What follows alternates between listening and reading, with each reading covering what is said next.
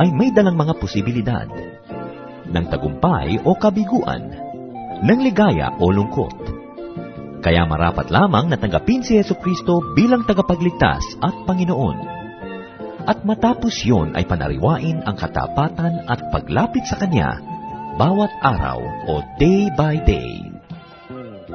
Ang day by day ay naglalayong umalalay sa pang-araw-araw na pamumuhay Kristiyano. Narito po si Pastor Ed Lapis sa mensaheng pinamagatang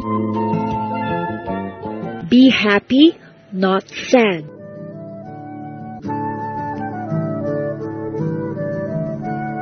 Tayo po'y binigyan ng buhay ng Panginoon para tayo maging masaya. Hindi bagay sa Christian yung malungkot. And yet, many Christians are still sad.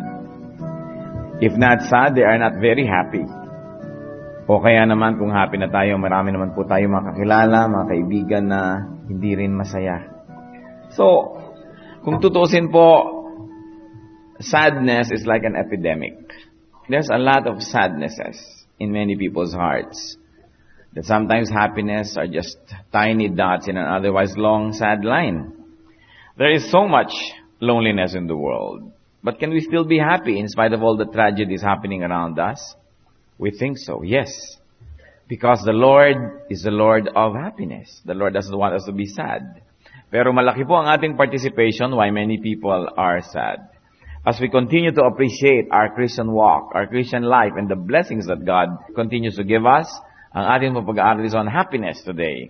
Be happy, not sad. Dear Lord, we thank you for the possibility of happiness. We thank you, Lord, for the happiness that you allow us and enable us to enjoy. We thank you, Lord, for your power that we can use so we can surmount the sadness, tragedies, the loneliness of life. Lord, we pray that you may give us a message coming from your heart. A message that will lift us out of loneliness.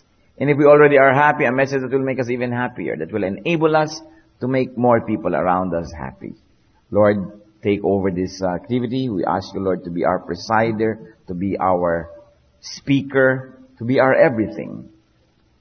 Look into our hearts, Father. Kung meron po kaming mga kasalanan na natitira pa dito, mga unconfessed sins, mga alalahanin, worries, fears, and doubts, in the name of Jesus, we surrender this, Father, and we ask you, replace it with your peace, with your joy, with your enlightenment. We enthrone you, Father, God of Moses, God of Abraham. Be our speaker, please. Use your servant as your instrument. Accomplish your mighty and holy purpose in our lives. And may your will be done. We reject, rebuke, and drive away all presence and all work of evil within us and in our midst. And we pray, Holy Spirit, that you may descend upon us. Enable us to see the face of God. Enable us to hear, to understand, and to be more like Jesus. Father, we praise and thank you, committing this activity to you in Jesus' mighty name. Be happy, not sad. Pwede nyo ba sabihin sa katabi nyo yan with feelings? Be happy, not sad. Sabi po sa Colossians 3 verse 2, set your mind on things above, not on earthly things. So doon pa lang sasaya na tayo. If we set our minds on things above, not on earthly things. Why? Earthly things perish. Yung mga nagpapasaya sa atin ng mga earthly things, yan ay napapanis, nasisira, naluluma, nagde-depreciate, nananakaw. Kaya kung nakaset daw yung minds natin on things above, where the Lord is, and where there's permanence, and when nobody can rob you of what the Lord allows you to enjoy, then immediately, your whole attitude will change. Our whole perspective and point of view will change. How to be happy is a quest that many people are fighting for, working for all their lives. Kaya nga po si Solomon, in all his wisdom, and the Bible tells us that no one walked the face of the earth wiser than Solomon was. Siya talaga yung pinaka-wise sa lahat. At sinabi niya, maraming bagay walang kwenta, they are vanities, meaningless. Sabing ganon, kaya kailangan na iintindihan po natin how to be happy. Ang buhay lang daw ay sasandali, pahiram lang, kaya kailangan maximize happiness. How to be happy. I like to share 5 points from Scripture. with you today. First of all, you want to be happy, think about the good. Philippians 4:8. Finally, brothers, whatever is true, whatever is noble, whatever is right, whatever is pure, whatever is lovely, whatever is admirable, if anything is excellent or praiseworthy, think about such things. Ano man pinag-iisip-isip po natin? Remember, our thoughts can make us happy or sad. Kung nag-iisip tayo ng mga less than noble things, mga things that are really wrong, impure, ugly, di lulungkot nga tayo. Kasi sabi, isipin nyo ito bang ganitong bagay. Itong i-consider ninyo sa buhay, itong gawin yung pamantayan, itong gawin yung goal. Think about the good. Because our thoughts will always shape our behavior. Our thoughts will shape even our facial expressions. Everything begins with a thought. Sabi nga nila, sow a thought, reap an act. Sow an act, reap a habit. Sow a habit, reap a character. It all begins with a thought. If you decide to think about good things, if you decide to focus on such things, then such things come to you. Marami pong mga mahirap ipaliwanag na puwersa dito sa universe. Pero kung mag-o-observe po tayo, titingnan natin yung mga tao, yung mga palaisip ng pangit, palaisip ng hindi maganda. Tingnan ninyo kung masaya. Usually, miserable. So we should learn from the experiences of people around us. You should observe, so we will be spared the sorrow that many people have to go through because of their mistakes. So when you observe people, and when you see how they live, how they die, then we're spared a lot of agony that many people have to go through. Do not be unaware of the ugliness in the world. Hindi naman yung parang Pollyannish yung mundo na everything is good and nice. Hindi naman talaga yung totoo. We must be aware also that there is such ugliness in the world. But do not dwell on gloom and doom. Marami naman talaga hong mabaho sa mundo. Pero ba't nyo naman hahanaping lahat? Maraming hindi maganda. Pero bakit nyo naman yun ang inyong tititigan? With due respect, syempre, pipili na rin lang kayo ng propesyon at kung meron naman kayo ibang choice, siguro hindi nyo naman gustong magtrabaho doon sa mga naglilinis sa mga septic tank. No? Dahil yun ang kasama nyo araw-araw. Empleyado halimbawa kayo ni Malabanan. Ganyan. Although, with due respects to them, dahil profesyon din naman na malinis at marangal, pero kung ayaw nyo ng ganong sitwasyon, hahanap kayo na ibang magagawa. Halimbawa, nasa salon kayo, lagi nyo naaamoy yung mabango. Diba? Depende kung anong pinipili nyo sa buhay. Think about the good things and hopeful thoughts. You know why? When you think about the good, you have hope. And when you have hope, you have strength. Yung mga tao lang pong walang pag-asa at walang inaasahan ang nangihina. Pero habang may pag-asa at may inaasahan, meron tayong lakas. And hope brings happiness. So what's our rule number 1 to be happy? Ano? Think about the good. Pangalawa po, look for the good. Very related to what we have been discussing. Look for the good. Hebrews 12:2, let us fix our eyes on Jesus, the author and perfecter of our faith. Of course, the context here is, if you are in a Christian community, if you fix your eyes on people, mawawalan kang gana. May mga mangilan-ngilan na nakakagana, pero hindi naman 100% of the time nakakagana rin sila. If you look deep enough, you will realize that your heroes are just like you and me. So nawawala ka ng gana, nadidisillusion ka. The context is fixing our eyes on people, on what they do, on certain aspects of themselves, especially their weaknesses. Mawawalan ka ng gana sa buhay. Kaya ang sabi po, fix your eyes on Jesus. Do not look only for the bad. Do not focus only on the faults and failures in others, but look for the best in others and the positive aspect of all circumstances.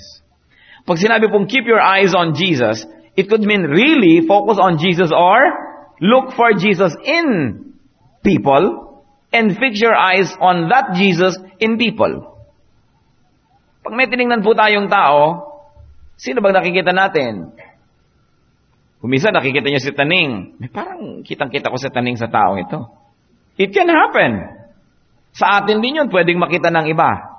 Pero pag yun lagi ang hinanap natin, let's say there are 10 people, ano ba ang masama dito? Anong mali niya? Anong masama? Anong mali niya? Anong error niya? di naging ka miserable. Because, one of the easiest things to do in life, and I guarantee that you will be successful when you do this, is to look for faults. Because when you look for faults in other people, you will always succeed. And sometimes your success is so resounding and so glorious that it destroys you. Kaya sabi, fix your eyes on Jesus. O eto yung asawa ko, eto yung anak ko, eto yung nanay ko, eto yung kapatid ko, eto yung employer ko, eto yung empleyado ko. I will look for Jesus in this person and I'll fix my eyes on that aspect. Kaya pwede bang masabing, mali-mali siya sa ganito, mali-mali sa ganito. Pero, meron naman siyang karakter. Nakitang-kita ko yung love ni Christ, o yung righteousness ni Christ, o yung orderliness niya, o yung kanyang goodness, whatever. It is true that you will always find something wrong in a person, but it is also true that inside everybody, there is also some good. Kaya yung umiibig, alam nyo, ang pag-ibig laging selective yan eh. Also hatred, pareho lang. Yung umiibig, sabi nila, love is blind. Yes, you are blind to the faults of the one you love because you choose to be blind.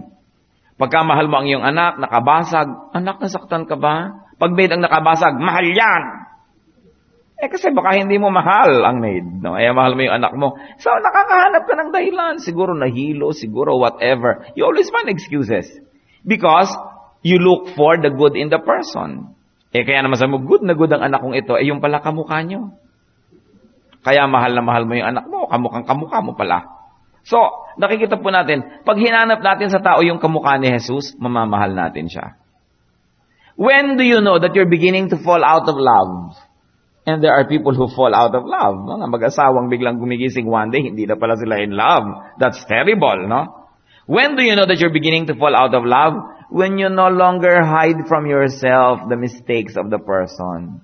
And when you no longer justify the mistakes. And in fact, kayo na nagko-condemn ng mga mistakes na yon. Siguro hindi na nga kayo in love. What it means, romantic love. Kasi yung mga motherly love naman, alam na wrong na eh. Nadja-justify pa rin eh. Hindi na kailangan niyang takpan yun eh. Mahal pa rin. So, kung mamahalin natin ang isang tao, hahanapin natin yung good sa kanya, you will always succeed. You want to be happy? Fix your eyes on Jesus. Fix your eyes on Jesus in every person, especially in the Christian, and you will see a lot of it. Then you will be happy. Hindi ang lagi nating hinahanap yung masama, yung mali. Another way to be happy, Christian, is to listen to the good. Napansin niyo ba kung minsan, ang ganda-ganda ng araw niyo, meron lang kayong, may tumawag sa inyo, may nag-text sa inyo, o may nabalitaan kayo, nasira na ang buong araw niyo. Sometimes you don't want to even watch the news dahil baka hindi kayo makatulog. Many people listen to the bad, and so they become miserable.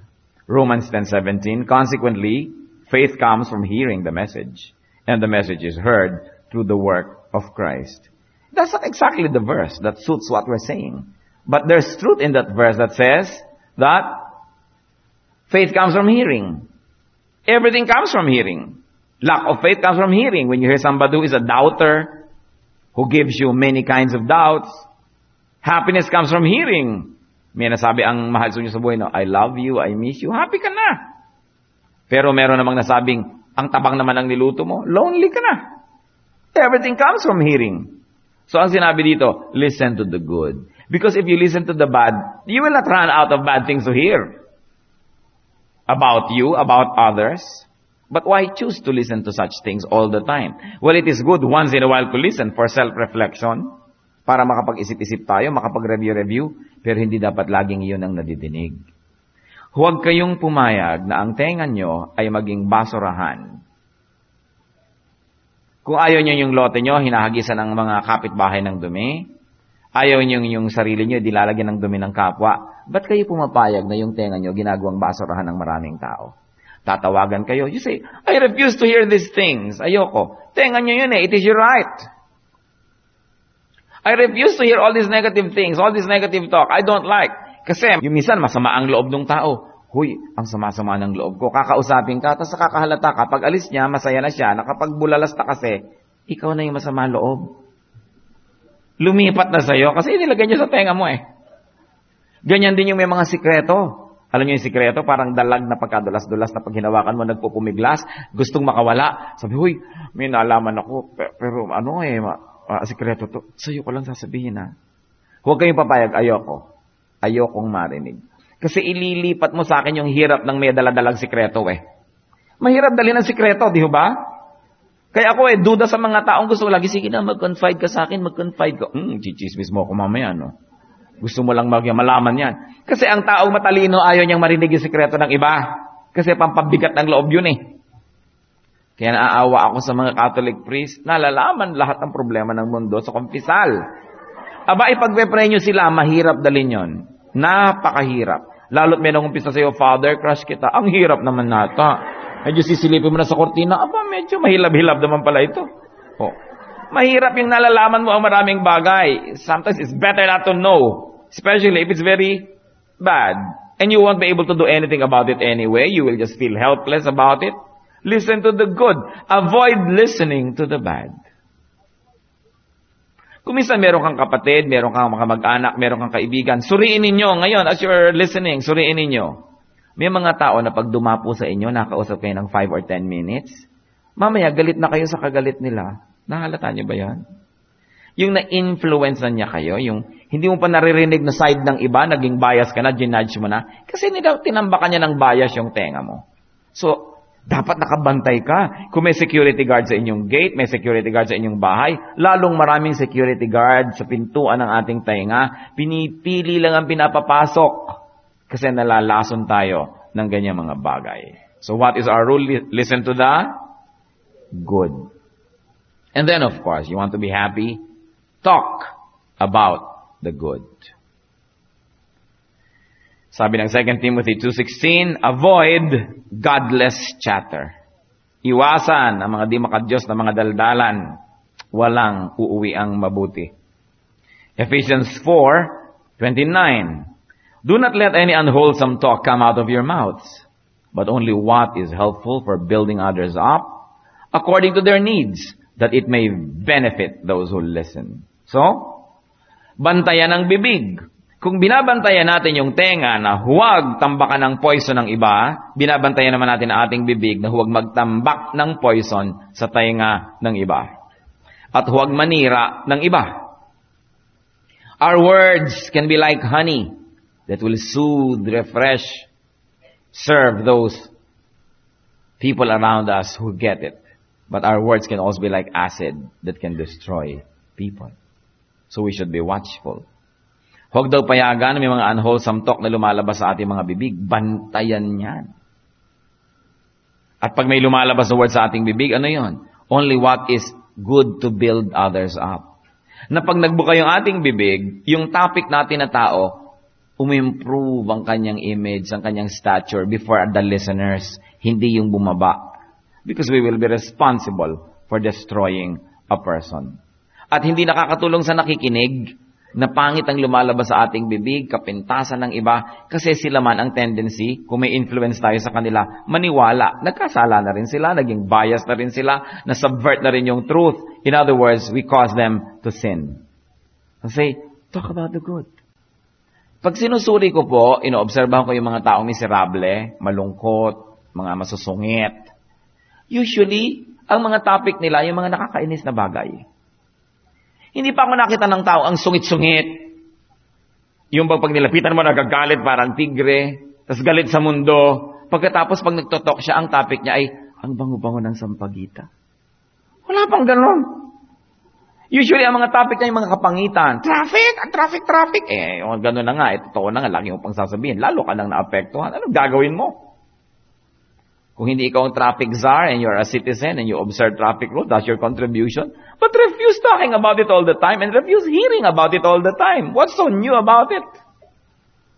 Ang init-init. Siyempre, nasa Pilipinas ka, pumunta ka sa Norway. Ang init, siyempre, mainit dito. Traffic storm. 40 anyos ka na, 50 anyos, hindi po ba alam yun na mainit sa traffics? Malamok, siyempre, nasa traffics ka eh. Magdala kang kulambo, katol, pero reklamo ka ng reklamo about things. Nagtataka ako, mga Pilipino, tuwing sabi, ang init. Mas mareklamo pa sa mga foreigner na nagpupunta rito. Para bang hindi nila alam na mainit talaga rito. But if you always talk about such things, what will happen to you? Mawala ang iyong happiness, ang iyong contentment, maguguluhan ang iyong isip. Napakahirap. Kaya ang sabi sa Psalm 105 verse 2, sing to Him, sing praise to Him, tell of all His wonderful acts. So kung meron daw ilalabas ang ating bibig, mga pag-awit at papuri sa Panginoon, ikwento ang mga kabutihan ng Panginoon. Hindi lagi ikinukwento ninyo yung ginagawa ng biyanan ninyo na nakakainis. Yung yun na lang nang yun, wala nang bago. Kumisan makahalata kayo, kumisan iniiwasan na tayo ng tao. Ayaw ka ng kausap. Kasi siguro yung bubuka yung bibig mo, reklamo, mga daing, mga kung ano-anong mga problema, hindi na nakaka-edify sa kapwa. And do you know that it's very selfish to always talk about the bad things? Especially if it's what's happening in your life, around you, what you think. Kasi tinatanggalan nyo ng happiness yung tao sa paligid nyo. Inililipit nyo sa kanya yung inis, yung galit. It's unkind. So tinitingnan din natin yun. Hindi yung may tao ang saya-saya, dadating ka, biglang natanggal yung happiness niya dahil kinausap mo. Parang may dumating sa kanyang salot, and that salot could be you. So we watch our tongues. Optimistic Christians talk about God's goodness, God's graciousness, and greatness. But people who often talk of negative things discourage themselves, disappoint others, and displease God. Because God says, let good things come out of your mouths. Nakita niyo mga Israel, pag reklamo ng reklamo, puro negative ang sinasabi. Kung ano-ano nang ginawa ng Diyos, binuka ang lupa, pinakain sila sa lupa, lumubog silang buhay, pinadala sila ng mga ahas at tinuklaw-tuklaw sila. Sari-sari. Ayaw ng Diyos ng mga negative things coming out of our mouths. In the correct forum, yes. Kung merong discussion, merong analysis, yes. Why not? Para improve ang situation. Pero dito yung bubuka yung bibig mo na lang, gano'n na lang ng gano'n. Wala namang na-accomplish. Lumulungkot ka lang, lumulungkot ang iba. Natutuwa si Satan because Satan doesn't want you to be happy. So you have to fight for your happiness. Kung minsan ang happy-happy mo, may darating na tao, parang sa expression, parang, don't talk to me. Masaya ako ngayon, huwag mong sirain ang araw ko. Tuwing leap year ka lang pupunta sa akin. Kasi may taong ganyan, tuwing darating sa'yo, iinisin ka, gagalitin ka. Ngayon, kung talagang very legitimate yung concern niya, makakapag-counsel ka, makakapag-pray, why not? If you will accomplish something positive. But by now, you should know how to examine people around you and what they do to you and how they influence you. And also what you do to them and how they influence you. Happiness is the primary duty of life. Hindi naman tayo nilikha ng Diyos para maging malungkot. Sabi niya, lilikha nga ako ng tao at palulungkutin ko sila araw-araw. Hindi naman siguro gano'n ang Diyos. Gusto niya tayo mag-enjoy, gusto niya tayong sumaya. So you have to fight for it. Happiness is your birthright as a child of God. So you don't permit people to take that away from you. That's why you don't cling to people. You don't become too dependent on people. You don't love people too much because that will begin your sadness. Kaya sabi ni Lord, love the Lord your God with all your heart, with all your soul, with all your mind. Unahin siya. Pag inunan nyo yung tao, mahal na mahal nyo. Ang tanong, mahal ba kayo? O mahal kayo ngayon, mahal pa ba kayo bukas? Di kawawa ka naman ngayon, kakaway-kaway ka ng puting panyo pag iniiwan-iwanan ka. Mamahalin natin ang tao pero hindi siya ginagawang idol, hindi ginagawang Diyos ng buhay natin. Kasi pag iniasa nyo sa isang tao yung kaligayahan nyo, I'm telling you, you will be sad. Kasi iiwan ka naman yan. At kung hindi ka niya gustong iwan, faithful talaga, namatay. Di naiwan ka rin, pareho rin ang ending, iiyak-iyak ka rin. Kaya kailangan yung pagmamahal natin sa Diyos, siya yung center, siya yung focus. We love people, but not excessively to the point that they become idols and little gods in our lives. Nakita niyo si Abraham, anong hiningi sa kanya ni Lord na offering? I-offer mga si Isaac. Baka nagiging Diyos-Diyosan na ng buhay niya. Baka sobrang inantay, inasam nung dumating, baka nagiging idol. The Lord wanted it proven na hindi yan nangyayari. Abraham passed the test. So, Isaac was not taken anyway. Buhay natin umiikot sa Diyos. Pag pinaikot nyo sa tao, yung sinabi niya at di niya sinabi can make you happy or sad. Kawawa naman kayo noon, wala kayong center. You're like a vine, hindi kayo makatayo mag-isa, nakapulupot lang kayo para makarating sa taas. Pag nawala yung pinupuluputan, tanggal ka na rin. Dapat meron ka sariling trunk and branches, not a vine that clings only. So, think about such things. And then, you want to be happy, work for the good. Siguro kaya sinabi ni Lord, isa sa mga commandments, 6 days you shall labor. Because people who work are people who have the more capacity to be happy. The human body was designed in such a way that it should move and work. To the point that if it doesn't, you atrophy. Ano nangyayari sa'yo? Humihina yung mga buto, mga laman, hanggang mamaya, hindi ka na nagpa-function. Kaya yung mga tao nagkakaroon ng mga sakuna, mga kung ano, ang ginagawa, tinetherapy, pinapakilos, pinapagalaw. Kasi hindi ka sasaya nang hindi ka gumagalaw. Ang tao dapat kasi nagtatrabaho, kumikilos. Kaya tingnan nyo yung mga nalalagay sa mga preso, sa kawalan ng magawa, hanggang sa loob ng bote ng tentay patis, gumagawa ng barko. Kasi kailangan meron kang magawa. So you should work for the good. Maraming taong miserable kasi idle, walang ginagawa. Konting-konti ang ginagawa. And you know that an idle mind is the devil's workshop. So we should not be idle, we should work for the good. So first cycle, you work because your parents expect you. Pinag-aaral ka, binibigyan ka ng trabaho, magugas ka ng plato, do your bed, this and that. You work para hindi ka mapagalitan. Then, gagraduate ka. You work para ka magkaroon ng pera, para ka magkaroon ng ganito, ng ganyan, makatulong sa mga mahal sa buhay.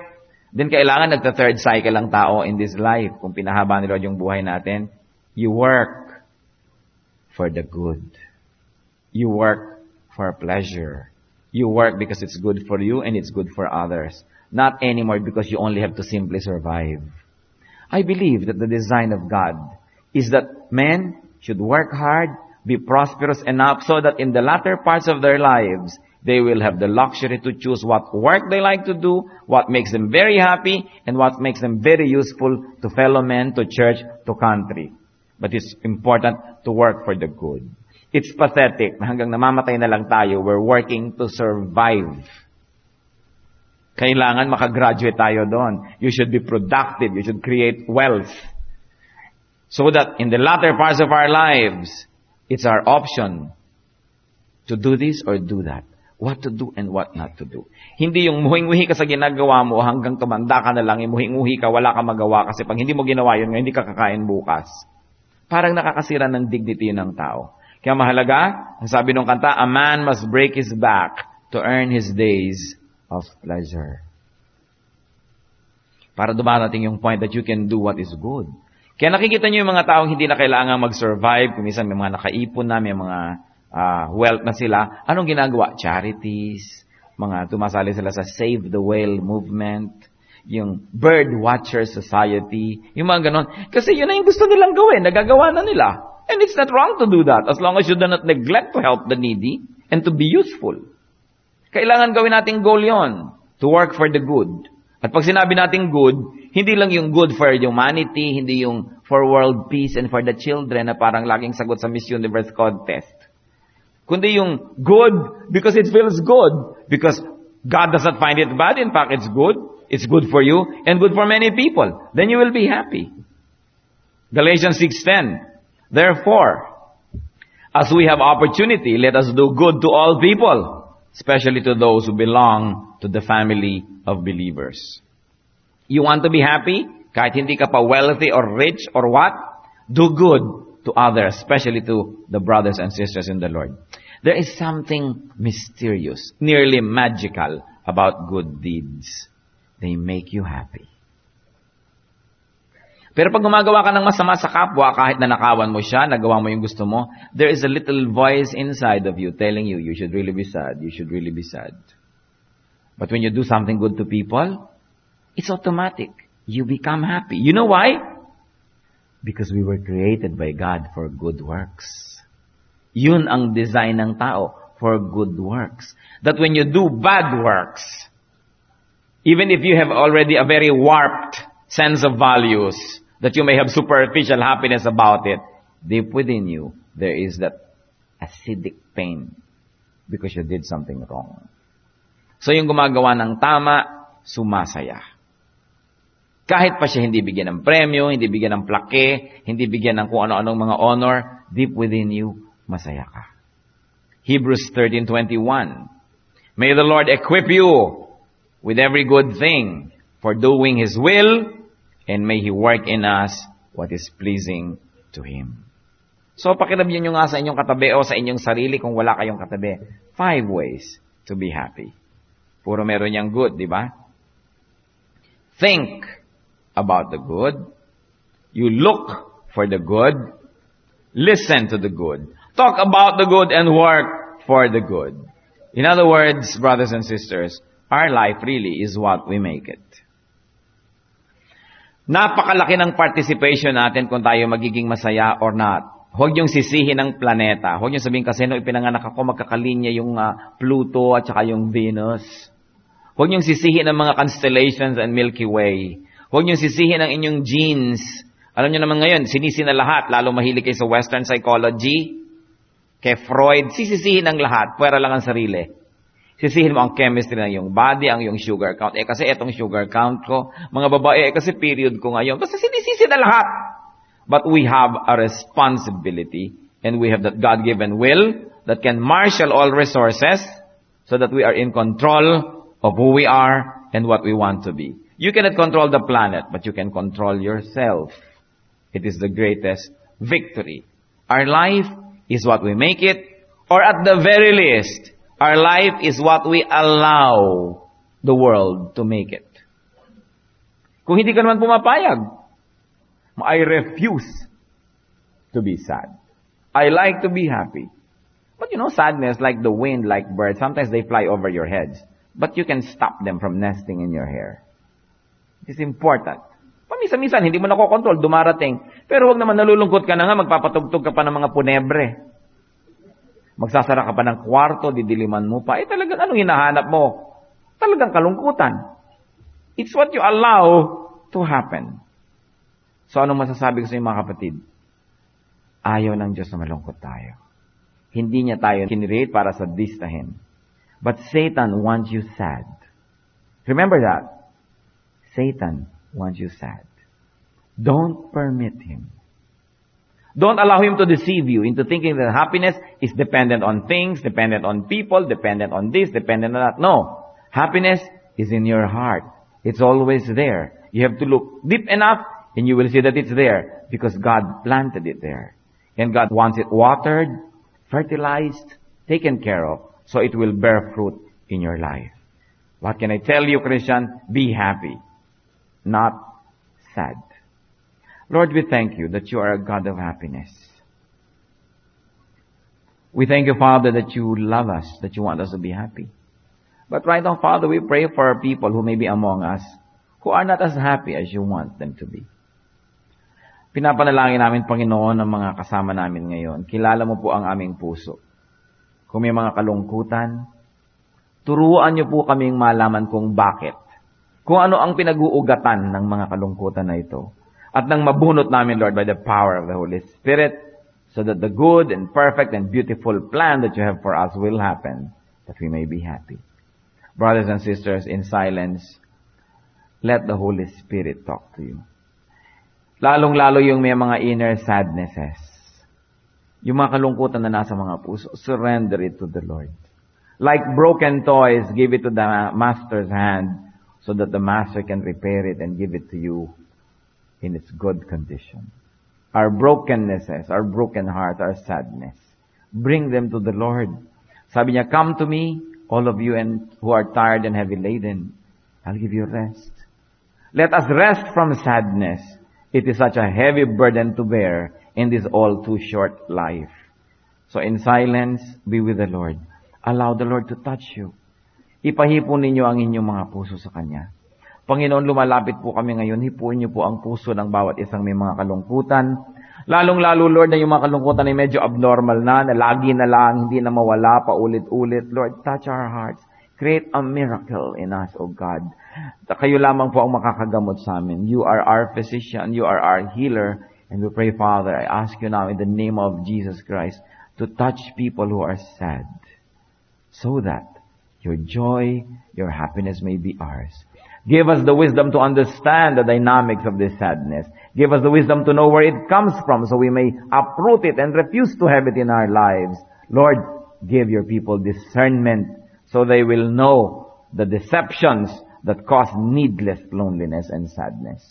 And we pray for those who are not that sad. We thank you, Father, for people who are happy, people who are generally happy. We pray that you may give us the ministry of touching the lives of sad people, so that the happiness you give us may overflow into their lives. Teach us, Father, that when we are happy, we will not be insensitive to those who are sad. When we are healthy, we will not be insensitive to those who are sick. That when we have plenty, we will not be insensitive to those who are wanting.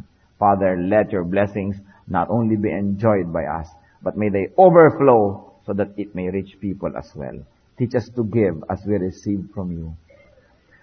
And right now, Father, very, very specially, I'm praying for your people who may be sad. Iba't ibang uri ng kalungkutan. Iba't ibang uri ng mga dahilan. Pero iisang Diyos. Kayo lang. Hipuin niyo po ang buhay ng bawat isang nangangailangan ng paghipong ito. Parang isang sakit na talamak ang kalungkutan, pagalingan niyo po, Panginoon. At ituro niyo sa bawat isa kung anong dapat iwasan nang hindi maging Diyos-Diyosan ang buhay namin ng kalungkutan. At kung anong mga dapat gawin para maging malaya mula sa kasakitang ito. Christians, brothers and sisters, be alone with the Lord. Let the Holy Spirit comfort you. And the Holy Spirit deal with you. Be alone with God, our God who wants you to be happy. Ang katatapos pong mensahe ni Pastor Ed Lapiz ay pinamagatang, Be happy, not sad.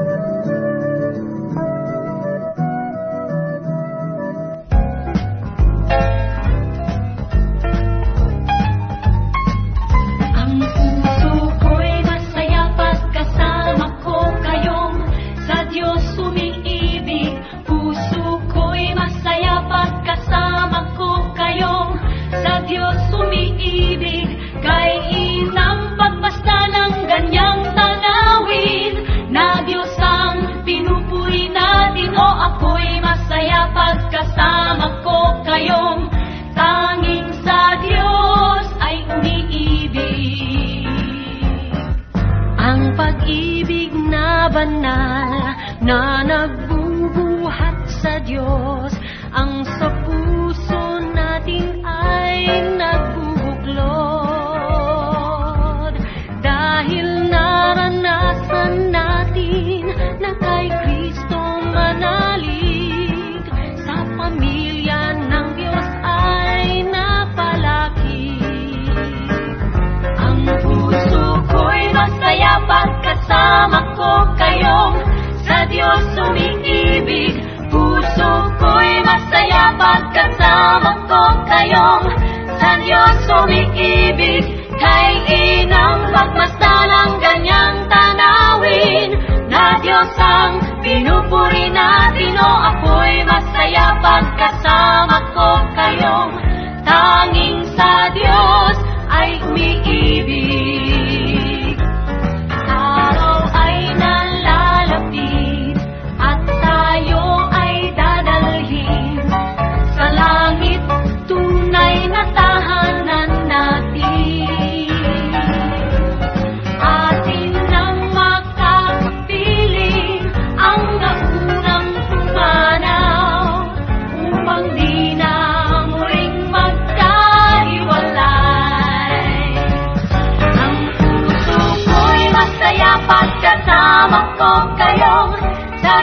Umiibig, puso ko'y masaya pagkasama ko kayong sa Diyos umiibig.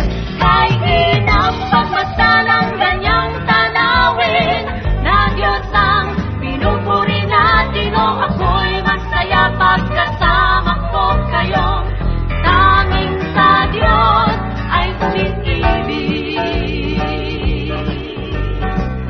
Tanging sa Diyos ay umiibig. Tanging sa Diyos ay umiibig. Tayo po ay dumako sa ating hiyas ng lahi.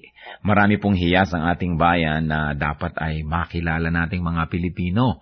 At hindi lang makilala, ito ay ating ganap na itanghal at gamitin sa ating pagsambang Kristiyano. Akala kasi ng iba, pag naging Kristiyano na sila, dapat Western na o kaya kanluranin na ang paraan ng musika, ng pananamit, ng pagsamba. Subalit napakayaman po ng ating mga kaugalian na kung atin lamang babawiin sa mga gawa ng kaaway at sa kadiliman magagamit para po sa kapurihan ng Panginoon at para rin sa ikatatanghal ng ating lahi. Sa atin pong hiyas ng lahi ay ngayon ay ating pakikinggan ng instrumentong patatag. Ito po ay isang paglikha ng tunog at musika ng mga kalinga.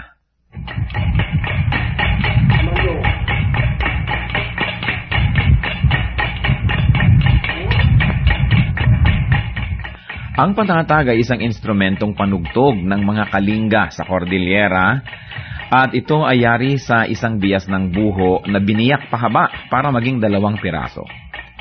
Ang isa o 2 kaputol ng buho ay ipinapatong ng manunugtog sa kanyang 2 hita kung siya'y nakaupo at ito'y salisihan niyang hinahataw ng patpat sa isang maindayog na ritmo habang ang kanyang kamay na walang hawak na patpat ay dadampi-dampi naman dito sa mga buhong ito.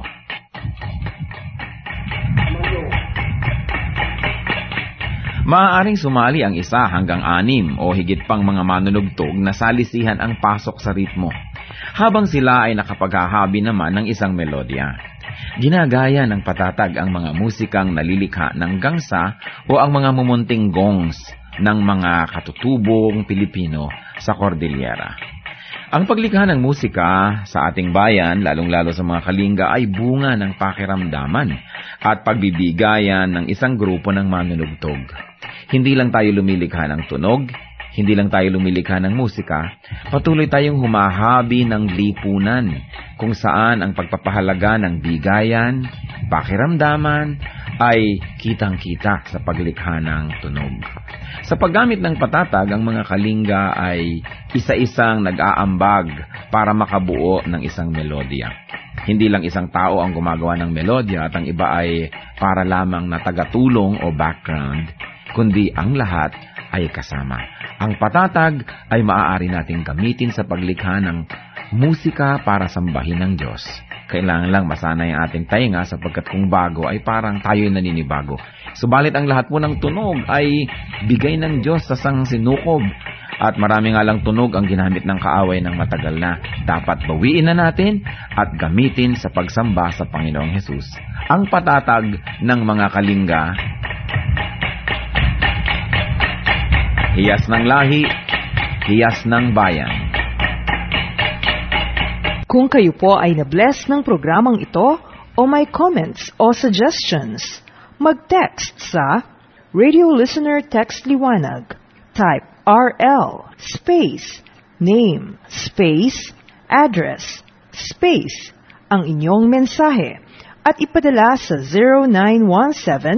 0917-549-2624. Oras na po para pansamantalang magpaalam ang programang Day by Day. Tayo po'y magsama-sama mula Lunes hanggang Biyernes. Magandang gabi po at mabuhay ang Panginoong Hesus.